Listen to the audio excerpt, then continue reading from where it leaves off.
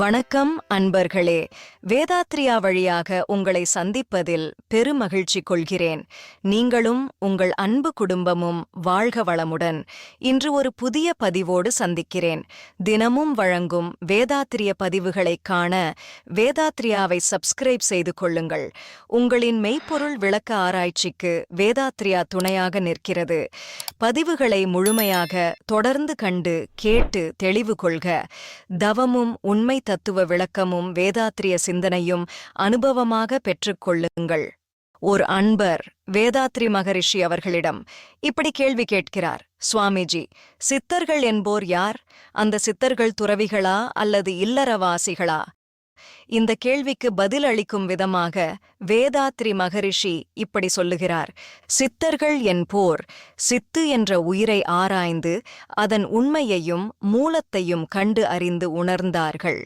சத்து என்ற மூலத்தையும் சித்து என்ற உயிரையும் அனந்தம் என்ற மனதின் இணைப்பையும் அறிந்து அவர்களேதான் சத்சித் அனந்தம் என்ற வார்த்தையையும் முழுமையாக்கி தந்தார்கள். இன்றும் அந்த சித்தர்கள் வழி வழியாக வந்து கொண்டுதான் இருக்கிறார்கள்.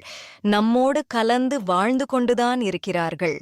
ஒழுக்கம், கடமை, ஈகை வழியாக மனித குலத்தின் உயர்வுக்கு தொண்டாற்றிக் கொண்டுதான் இருக்கிறார்கள். தனி மனித விடுதலைக்கும் உலக நன்மைக்கும் சமாதானத்திற்கும் உதவி கொண்டுதான் இருக்கிறார்கள். அடுத்ததாக, சித்தர்கள் துறவிகளா இல்லறவாசிகளா என்ற கேள்விக்கு வருவோம்.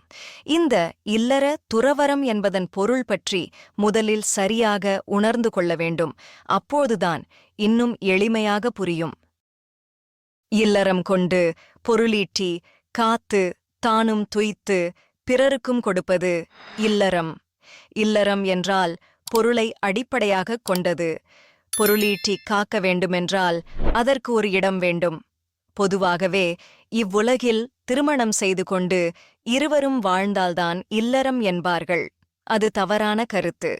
பொருளீட்டிக் காத்து அளவு முறையோடு துய்த்து அறம் செய்தல் இல்லறமாகும். இந்த இல்லறம் என்பது எல்லோருக்கும் விருப்பத்திலும் தானாகவும் நிகழ்வதாகும். மற்றவர்களின் துணையும் உதவியும் இதில் இருக்கும்.